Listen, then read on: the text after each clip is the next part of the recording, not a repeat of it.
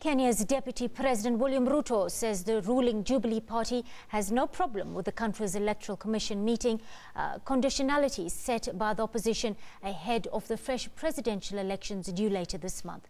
Last week, opposition leader Raila Odinga withdrew from the presidential race, indicating that the electoral commission had failed to meet opposition demands that would guarantee transparent elections.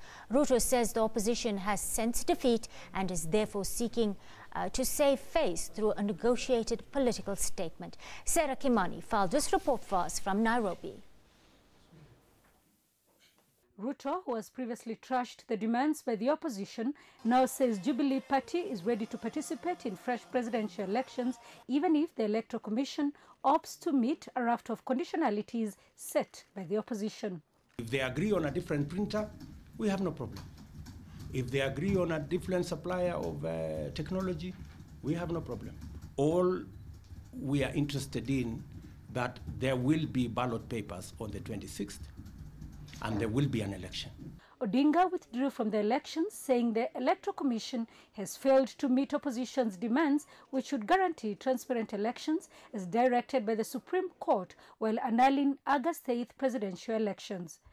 All indications are that the election scheduled for 26th of October will be worse than the previous one. Mr. Odinga is running away from a humiliating defeat. And that's the essence of all this. And of course, he has to find this excuse and that excuse and the other excuse to try and justify his exit. Odinga's withdrawal from the race and his calls for daily demonstrations to push for reforms have caused fears that the current political stalemate will deepen. Jubilee says there is no crisis.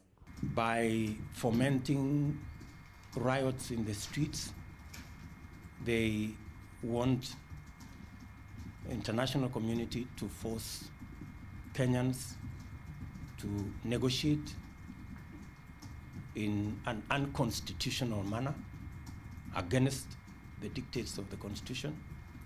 So it is a manufactured situation to achieve a political end, and that is what we must resist. Odinga has denied that he's pushing for a power-sharing deal with President Uhuru Kenyatta, who is seeking a second and final presidential term. Sarah Kimani, SABC News, Kenya.